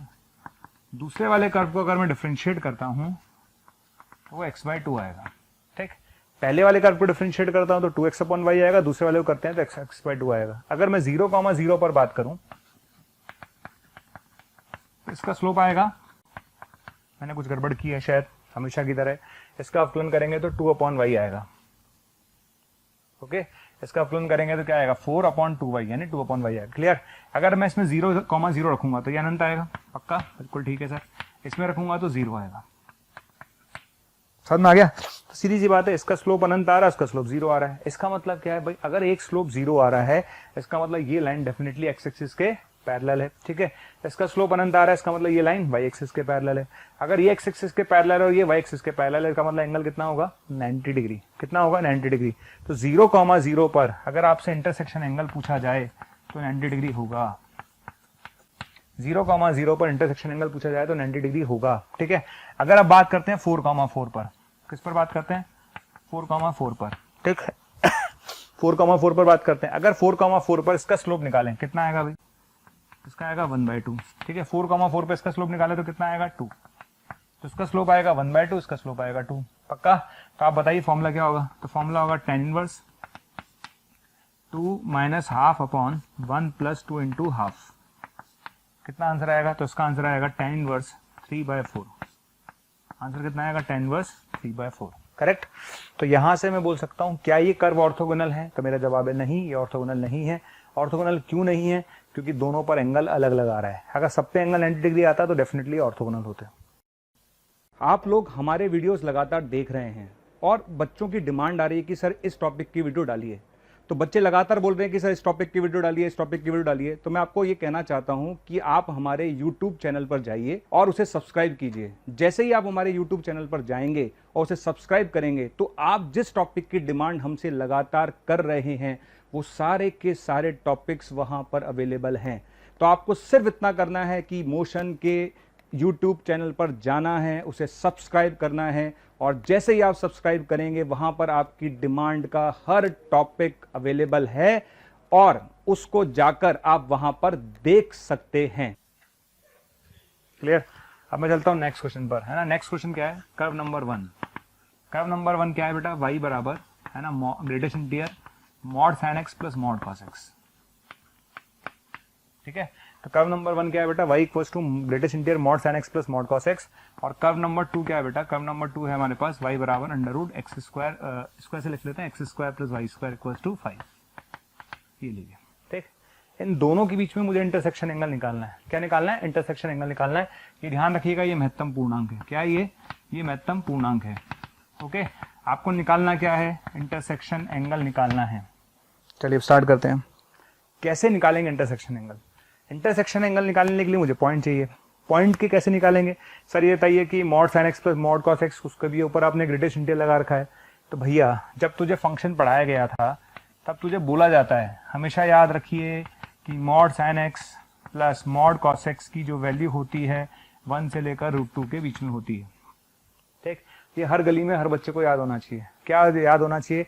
कि mod sine x plus mod cos x की वैल्यू 1 से लेकर √2 तक होती है। ठीक, चूंकि ये वैल्यू 1 से लेकर √2 तक होती है तो इसका जो बॉक्स होगा, तो इसलिए इसका जो बॉक्स होगा उसकी वैल्यू 1 होगी, क्योंकि जो इसका बॉक्स होगा उसकी वैल्यू 1 होगी। कहने का मतलब क्या है? कहने का मतलब मेरा ये है बेटा, क्वेश्चन y बराबर 1 और अब x² प्लस y² बराबर 5 के बीच का है। ठीक है, जैसे कहते हैं ना, खोदा बाढ़ निकली चुईया, तुमको देखा इतने बड़े लगे, बाद में देखा तो तुम इतने छोटे बन गए। क्लियर? तो ये आ गया। अब y = 1 और x² प्लस y² = 5। अब क्या करें भाई? अब क्या करें यार? अब तो कुछ बचा ही नहीं है, पॉइंट ही तो निकालना है। तो y की जगह 1 रख दे। y की जगह 1 रखेगा तो x बराबर आएगा ±√2। तो बताओ पॉइंट कितना आया? पॉइंट आया √2, 1 और +-2। ठीक है, पॉइंट आया 2, 1 और -2, 1। ठीक, अगर आप देखें तो सीधी सी बात है, कोई भी बच्चा, कैसा भी बच्चा हो दुनिया का, आराम से इसका ग्राफ बना सकता है। ये कौन है? ये व्रत है। ठीक है, ये कौन है? ये y बराबर 1 है। ठीक है, क्या दिक्कत आ रही है? कोई दिक्कत नहीं है सर, कोई दिक्कत नहीं है, हैप्पी है। बस आराम से एंगल निकालो। ठीक है, तो आप एंगल निकाल सकते हैं, आप एंगल निकाल सकते हैं। ठीक, आप चाहे इस पॉइंट पे निकालना 2, 1 पे, चाहे इस पे निकालना, एंगल सेम ही आएगा। ध्यान रखना, एंगल दोनों पे सेम आने वाला है, तो किसी पे भी निकाल लो आप। ठीक, तो मैं 2, 1 पे निकाल के दिखाता हूँ आपको। चलिए, पहले वाले का अवकलन करिए। इसका अवकलन क्या होगा? 0। तुम्हारा स्लोप 0 है। इसका अवकलन करिए, कितना आएगा? इसका अवकलन आएगा -x/y। क्लियर? अगर आपको लगता है कि सर अवकलन करके बताएंगे, तो ये आपकी गलतफहमी है। सॉरी, ऐसा नहीं हो पाएगा। ठीक, इसमें 2, 1 रख दीजिए। 2, 1 रखेंगे तो ये कितना आएगा? -2। पक्का? तेरा स्लोप कितना? 0। तेरा स्लोप कितना? -2। फॉर्मूला लगाओ तो थीटा बराबर tan इनवर्स m1 - m2 है ना, m1 - m2 अपॉन 1 + 0, यानी आंसर आएगा tan इनवर्स 2। ये लीजिए, ये आपका आंसर आ गया। ठीक, तो इस तरह से कर सकते हैं। तो कोई रॉकेट साइंस नहीं है, सिंपल है सब, है ना। मैंने पॉइंट निकालो और मस्त हो जाओ। पॉइंट निकालो, उसके बाद कोई दिक्कत नहीं है। पॉइंट निकालने के बाद भी अगर किसी से ना हो तो वो दुनिया का सबसे बड़ा वाला है एक्चुअली, है ना, फिर कोई दिक्कत आती नहीं है। आगे बढ़ते हैं। एक क्वेश्चन जेई ने पूछा था, 3 की पावर, ये वाला भी क्वेश्चन जेई का ही पूछा हुआ था, 3 की पावर x -1 ln x और y बराबर x की पावर x -1। ठीक है, इंटरसेक्शन एंगल पूछा था उन्होंने। क्या पूछा था? Intersection angle. अच्छा एक बात बताओ कि कर्व देखने में कैसे लग रहे हैं? सुंदर है सर। ये भी जेई में पूछा हुआ है, जेई में कॉलम मैचिंग था, उसमें पूछा गया था। अब क्या करें? सुंदर से क्या होगा? पॉइंट चाहिए। बिना पॉइंट के हमारा कुछ नहीं होगा, पॉइंट चाहिए। तो हमने क्या करा? हमने घूरा इसको, तुम भी वाई हम भी वाई, आओ खेलें वाई वाई। तो हमने दोनों को बराबर कर दिया। तो तुम्हें हमने बराबर कर दिया स्केल, कर दिया। बराबर करने के बाद मुझे ये समझ में आ गया कि अपने बस की नहीं इसको सॉल्व करना है, तो हिट एंड ट्रायल लगाओ। हिट एंड ट्रायल का मतलब है ऐसे क्वेश्चन में सिर्फ ये सोचो कि ऐसा कौन सा पॉइंट है जो उसको सेटिस्फाई कर सकता है। तो मैंने देखा, अगर मैं x की जगह 1 रख दूं, अगर मैं x की जगह 1 रख दूं तो तुम 0 और तुम भी 0। अगर मैं x की जगह 1 रख दूं तो तुम भी 0 और तुम भी 0। इसका मतलब y 0 आ जाएगा। तो पॉइंट आ गया 1, 0। समझ आ गया? ऐसे क्वेश्चन को कोई सोचे कि सर मैं इसको सॉल्व करके ही छोड़ूंगा, ना भैया, ना, जरूरत ही नहीं है। क्या करना है? दोनों को बराबर करो, हिट एंड ट्रायल लगाओ। तो x = 1 पर 0, x = 1 पर 0, पॉइंट आ गया। बस अब डिफरेंशिएट करो, पहले वाले का अवकलन करो। तो 3 की पावर x -1 को रखो ln x का 1/x। ठीक है, और ln x को रखो 3 की पावर x -1 का 3 की पावर x -1 ln 3। इसमें पॉइंट रखो 1, 0, 1, 0। x की जगह 1 रखो, x की जगह 1 रखेंगे 1 आएगा, log 1 0। ठीक है, log 1 0। अब आते हैं दूसरे वाले पर, है ना। x की पावर x -1 का अवकलन क्या होगा? x की power x 1 + ln x। Clear? x की पावर x का अवकलन क्या होगा? x की पावर x 1 + ln x। इसमें अगर मैं 1, 0 रखूंगा, इसमें अगर मैं 1, 0 रखूंगा तो ये 1 आएगा। पक्का? तो यहां पर इसका अवकलन किया 1 आया, उसका अवकलन किया 1 आया। इसका मतलब क्या है? दोनों के स्लोप बराबर आ रहे हैं। इसका मतलब क्या है भाई? इसका मतलब ये है कि दोनों जहां पर भी है ना, जहां पर भी हैं, चाहे वो कर्व पैरेलल हो, मतलब इस तरह की सिचुएशन भी हो सकती है कि दोनों ऐसे हों, टेंजेंट्स कैसी हो, टेंजेंट्स पैरेलल होंगी। ठीक है, यानी एंगल कितना होगा? बेसिकली एंगल जीरो होगा, एंगल कितना होगा, जीरो होगा, ठीक है। तो एक का स्लोप भी जीरो, दूसरे का स्लोप भी अगर 1 है और पहले वाले का स्लोप भी 1 है, यानी दोनों के स्लोप बराबर है।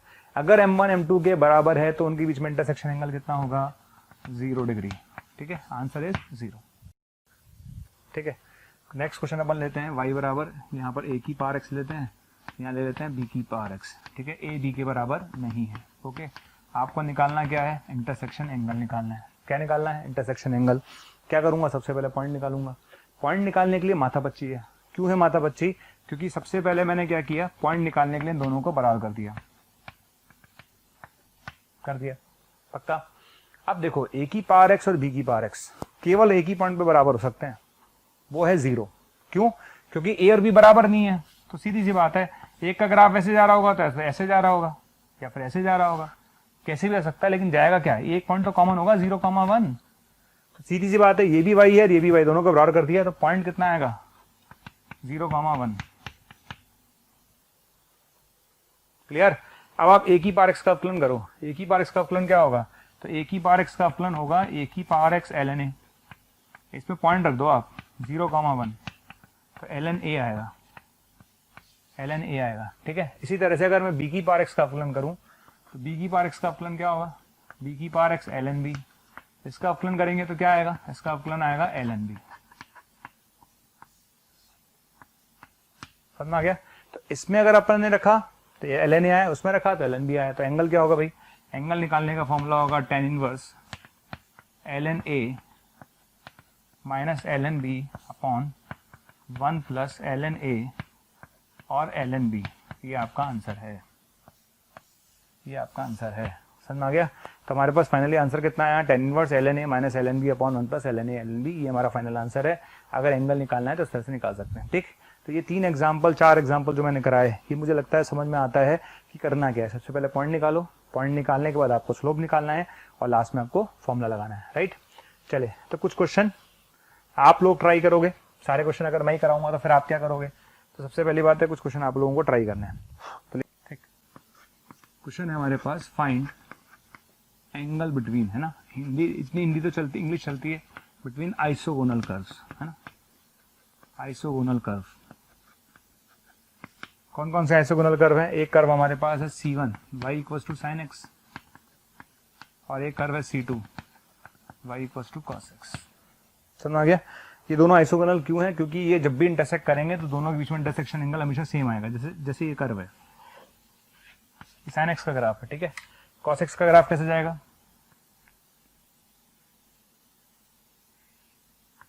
चला गया। एंगल कितना आएगा, ये एंगल, ये एंगल, ये एंगल, ये एंगल, सब जगह आप कहीं भी एंगल निकालो सब जगह सेम आएगा। तो कहने का मतलब है कहीं भी निकालो, किसी भी पॉइंट पे निकालो, एंगल सेम ही आएगा, क्योंकि आइसोगोनल कर्व्स है, राइट। तो कहने का मतलब है कि चाहे मैं इस पॉइंट पे निकालूं, ये पॉइंट सबको पता है क्या है, ये वाला पॉइंट है π/4, 1/√2। सबको पता है कि π/4 पे इसकी वैल्यू 1/√2 है, इसकी वैल्यू 1/√2 है। क्लियर। तो एक ही पॉइंट पे बहुत है। तो अल्टीमेटली सबसे पहली जो लड़ाई होती है वो होती है पॉइंट की। तो पॉइंट तो मुझे मिल गया ना, पॉइंट क्या है, π/4, 1/√2। बस अब करना क्या है, पहले वाले का स्लोप और दूसरे वाले का स्लोप। अगर मैं इसका अवकलन करूं तो कितना आएगा, cos x, ठीक है। इसका डिफरेंशिएशन कितना आएगा, माइनस साइन एक्स, ओके। इसमें अगर मैं पॉइंट रख दूंगा π/4 तो ये कितना आएगा, 1/√2, ठीक है। इसमें कितना आएगा, माइनस 1/√2। बस खत्म काम। तो आप आंसर निकाल लीजिएगा। तो आंसर कितना आ जाएगा भाई, आंसर आएगा tan इनवर्स है ना, m1 minus m2 upon 1 plus m1 m2, है कि नहीं है। बस तो आपका आंसर आ जाएगा, जो भी आएगा आपका आंसर 1/√2 प्लस 1/√2, 2/√2 यानी √2, तो ऊपर √2 आ जाएगा, ठीक है। नीचे कितना आएगा, 1 माइनस हाफ, 1 माइनस हाफ कितना होता है, हाफ। कितना आंसर आएगा, tan इनवर्स 2√2, ठीक है। और ये ध्यान रखिएगा, चाहे मैं इस पॉइंट पे निकालता, चाहे मैं इस पॉइंट पे निकालता, चाहे इस पॉइंट पे निकालता, सब जगह एंगल सेम आएगा। इसका मतलब डेफिनेटली आइसोगोनल कर्व्स है, राइट। ओके, ठीक। अब ध्यान रखना, जो क्वेश्चंस मैं दे रहा हूँ, मैं इसमें टाइम दे रहा हूँ आपको 1 मिनट का। 1 मिनट के अंदर सारे क्वेश्चंस आपको, मतलब 1 मिनट के अंदर आपको ट्राई करना है। कितना पहुंच पाते हैं आपको देखना है। नेक्स्ट क्वेश्चन, मेरे पास कर्व है y² बराबर x, ठीक है। दूसरा कर्व क्या है मेरे पास, दूसरा कर्व है मेरे पास x cube plus y cube minus 3xy बराबर 0। ओके, समझ में आ गया। आपको बताना है intersection angle at the point other than origin, at the point other than origin, other than origin 0 0 को छोड़कर। समझ में आ गया, ठीक है। आपको इंटरसेक्शन एंगल निकालना है किस पॉइंट पर, उस पॉइंट पर निकालना है जो मूल बिंदु के अलावा है।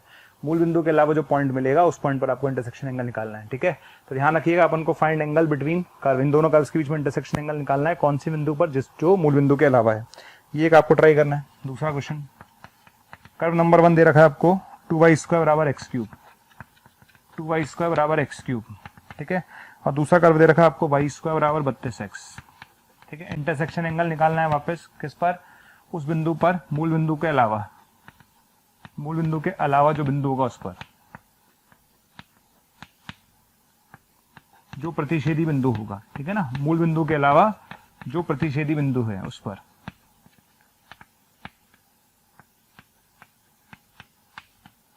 समझ आ गया। तो मूल बिंदु के अलावा जो पॉइंट होगा उस पर आपको इंटरसेक्शन एंगल निकालना है, यहां भी निकालना है और यहां भी निकालना है, दोनों जगह निकालना है, ठीक है।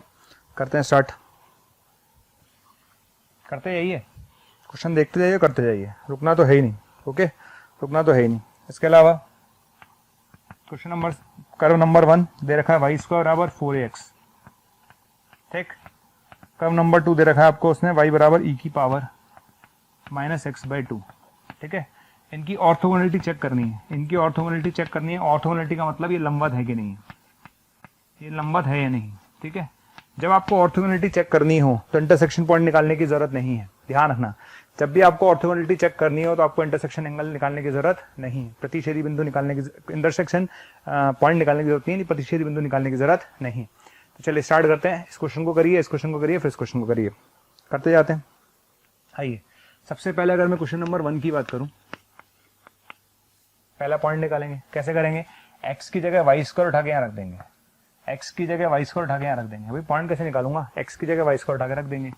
तो x की जगह y² उठा के रखेंगे तो y की पावर 6 हो जाएगा, ठीक है ना। तो ये आएगा 3y³ बराबर 0, ठीक।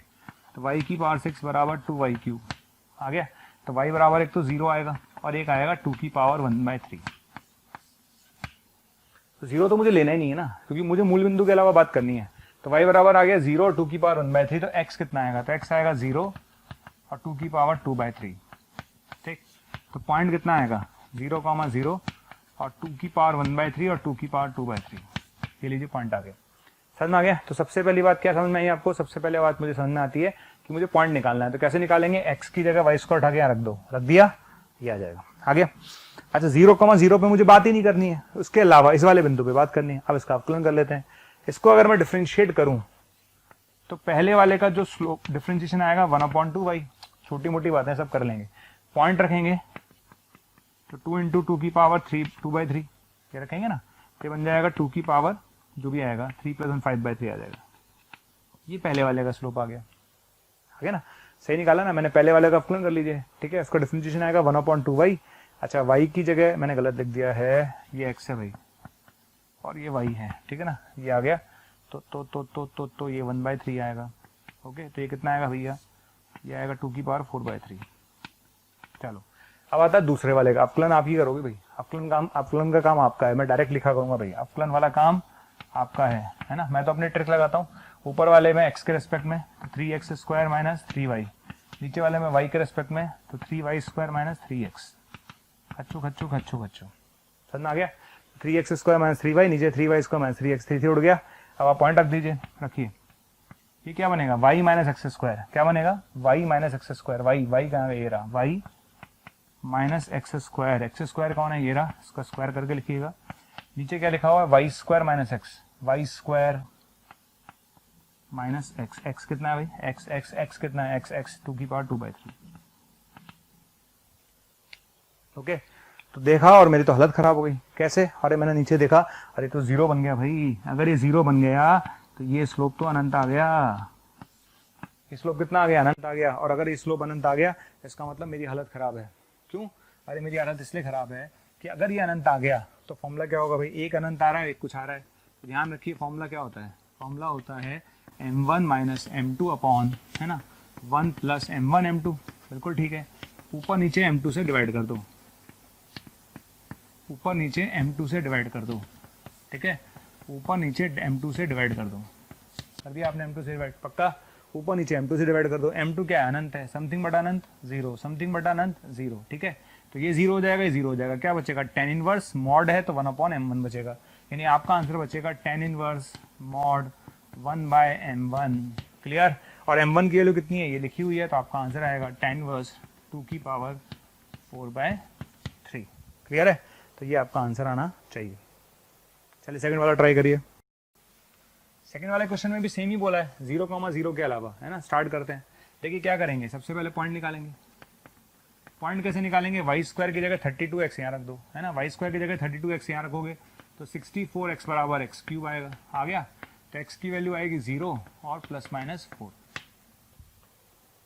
जैसे मैं देख रहा हूं कि आपको हमारे वीडियोस बहुत पसंद आ रहे हैं, ठीक, अगर आपको हमारे वीडियोस बहुत पसंद आ रहे हैं तो मेरी आपसे रिक्वेस्ट है कि उन वीडियोस को आप लाइक करें, शेयर करें, क्योंकि अगर आप उस वीडियो को लाइक करेंगे तो और बच्चे जब उस वीडियो को देखेंगे वो भी मोटिवेट होंगे, और अगर आप शेयर करेंगे तो वो ज़्यादा से ज़्यादा बच्चों के बीच में वो कंटेंट जाएगा। तो आप इसी तरह से हमारे वीडियोस को लाइक करते रहिए, शेयर करते रहिए, ताकि मोशन के हर टीचर को मोटिवेशन मिले और बेहतर करने के लिए, ताकि हम आपको अच्छी से अच्छी और सेवाएं दे पाएं। बिल्कुल सही है, 100% ये आएगी, ठीक है, तो यहाँ पर कितना आएगा, ये एक्स स्क्वायर, एक्स कॉमन आएगा, एक्स स्क्वायर 8 +-8 आएगी, करेक्ट है, +-8 आ जाएगी। अच्छा, +-8 आने के बाद देखिए एक्स की वैल्यू -8 तो हो ही नहीं सकती, क्योंकि ये नेगेटिव हो जाएगा, एक्स की वैल्यू -8 तो हो नहीं सकती, नेगेटिव हो जाएगा, तो +8 ही आएगी।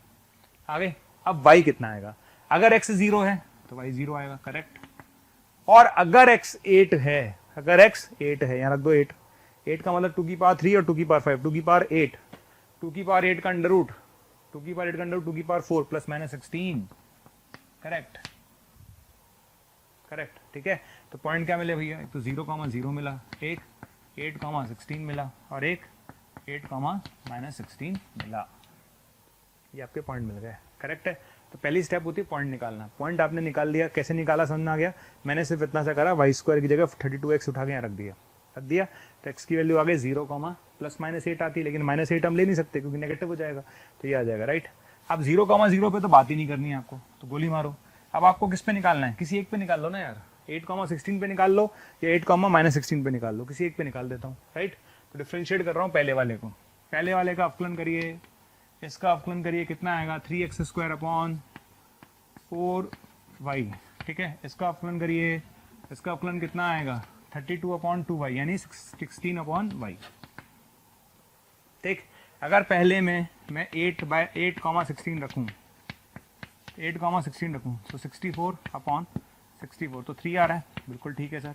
अच्छा, दूसरे में अगर मैं रखूँ, दूसरे में अगर 8,16 रखूँ तो ये 1 आ रहा है, बस, तुम आ गए 3, तुम आ गए 1, तो आंसर कितना आएगा, आंसर आएगा tan इनवर्स 3 - 1/1 + 3 × 1, कितना आंसर आएगा, tan इनवर्स हाफ, क्लियर। ये ध्यान रखना किस पॉइंट पे निकाला है मैंने, ये मैंने निकाला है 8,16 पर, ठीक। 8,-16 पे कोई निकालना चाहे तो वो निकाल ले, कोई निकालना चाहे तो उस पर निकाल ले। ओरिजिन के अलावा बात की थी, मूल बिंदु के अलावा बात की थी, तो इस पर तो निकालना ही नहीं था, इस पर मैंने निकाल के दिखा दिया, इस पर आप निकाल लेना, ठीक। नेक्स्ट क्वेश्चन पे चलो, करते हैं, रुकना नहीं है, करिए फटाफट, ट्राई करिए।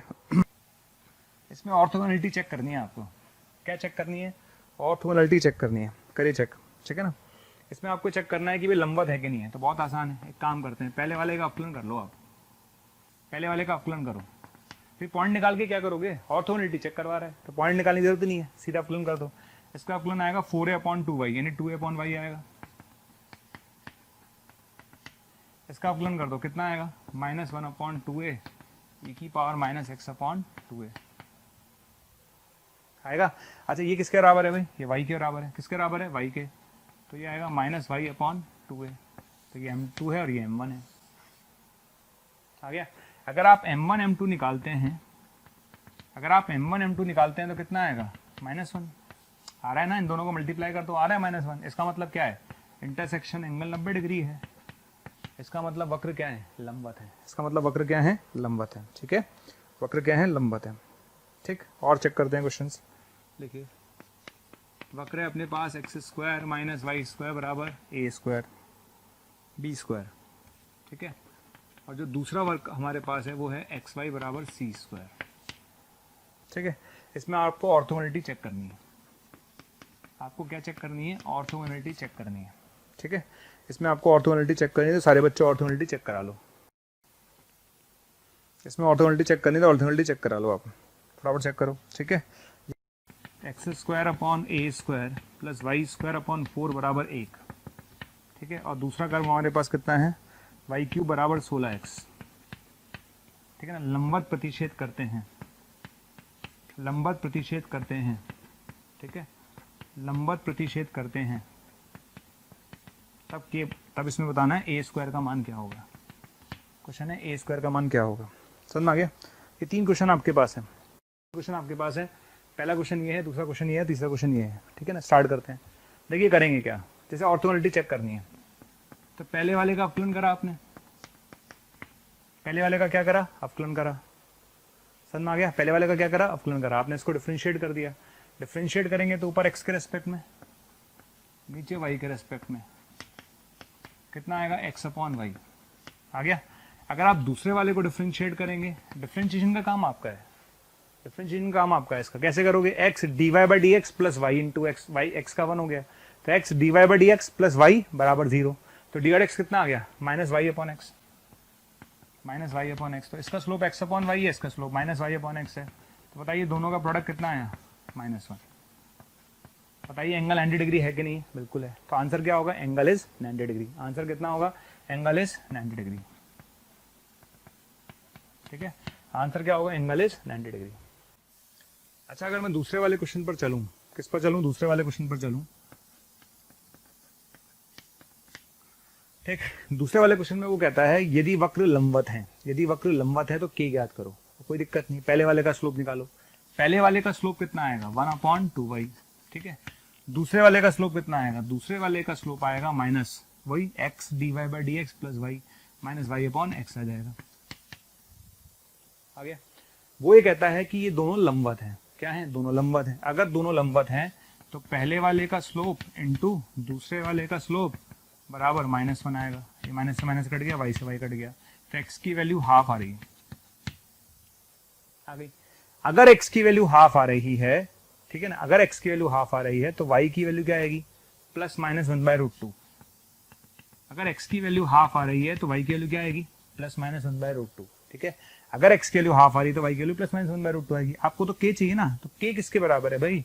तो k बराबर है x y के, यानी आंसर आएगा +-1/2√2।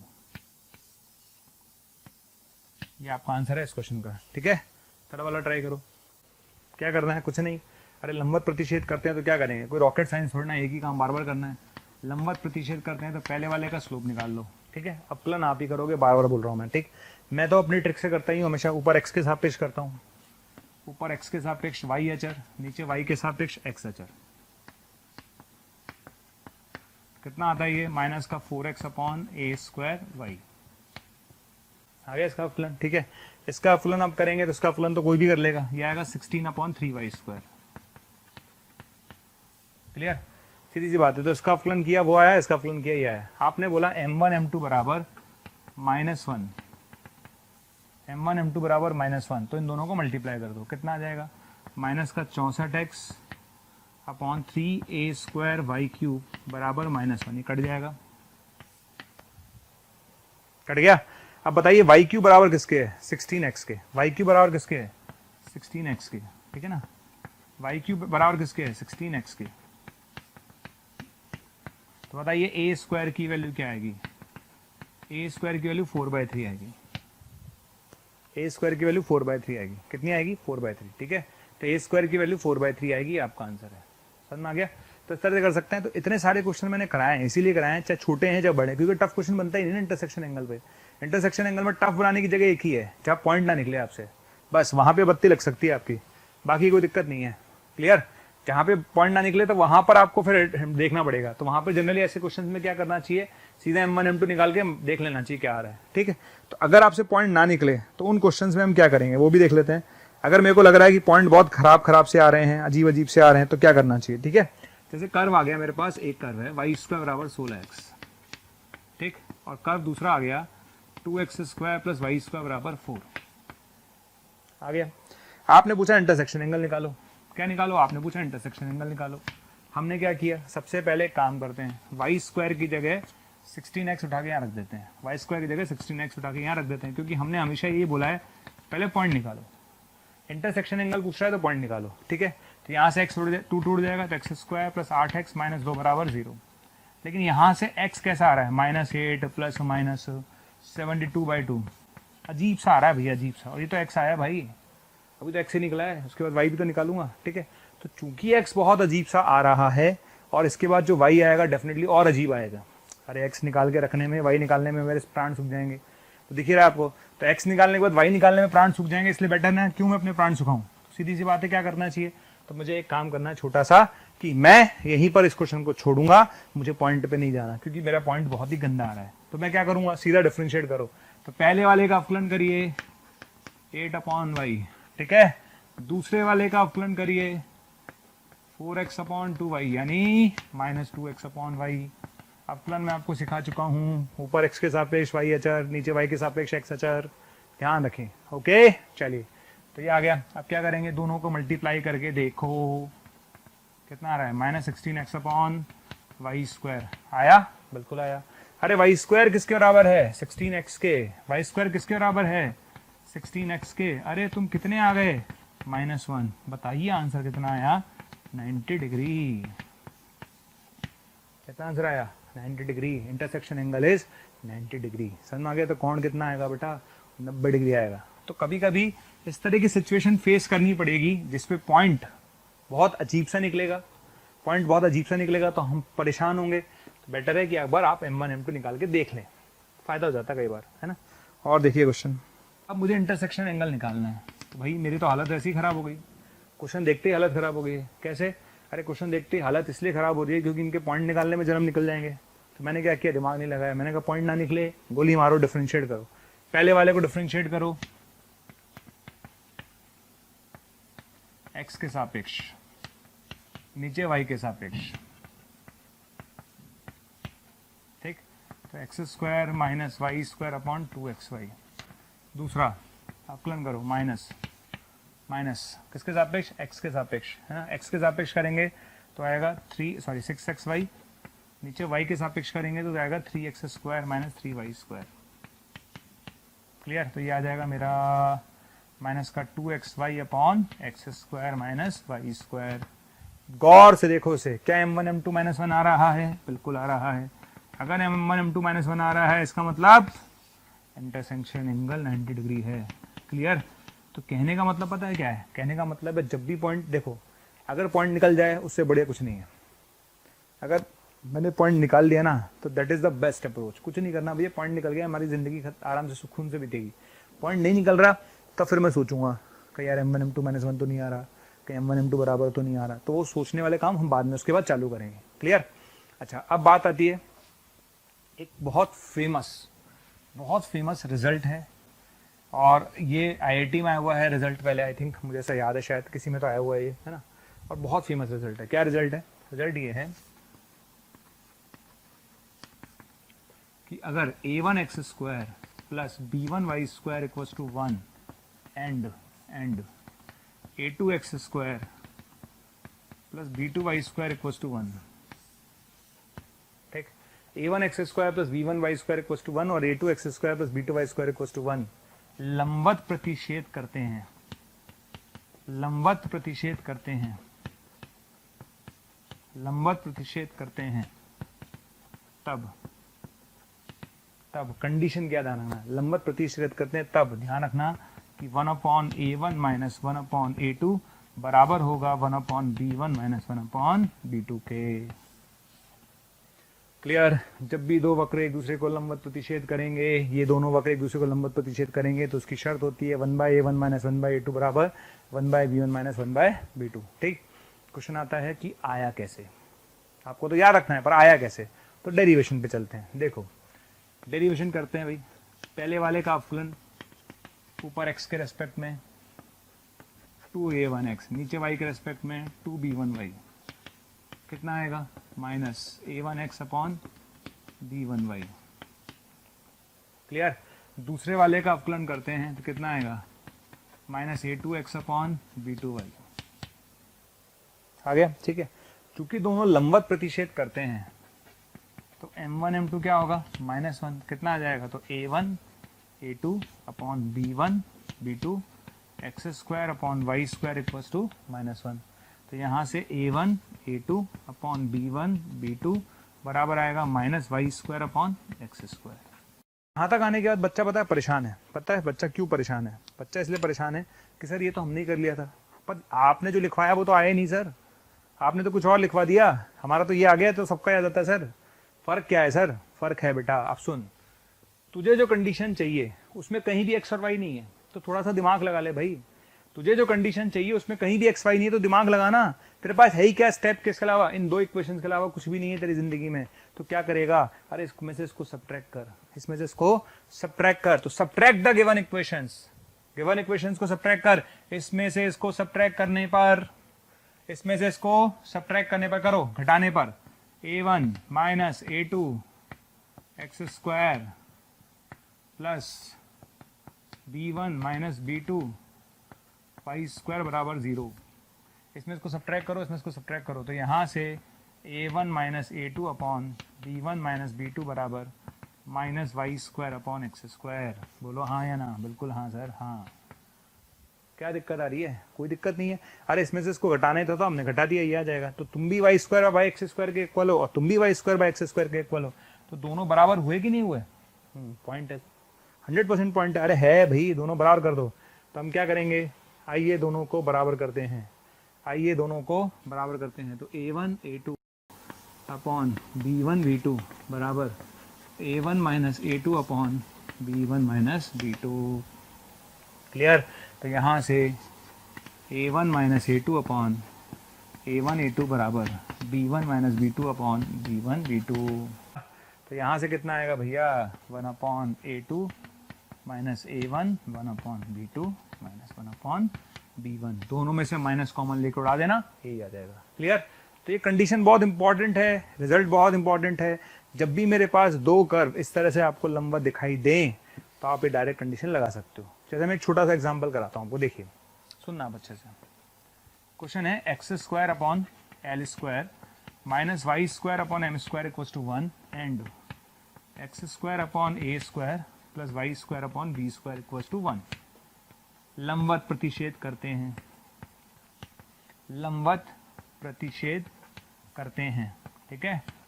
तब प्रतिबंध ज्ञात करो, इसके आगे लिख लेना प्रतिबंध ज्ञात करो। लंबवत प्रतिच्छेद करते हैं तो प्रतिबंध ज्ञात करो, ठीक। क्वेश्चन है लंबवत प्रतिच्छेद करते हैं तो प्रतिबंध ज्ञात करो।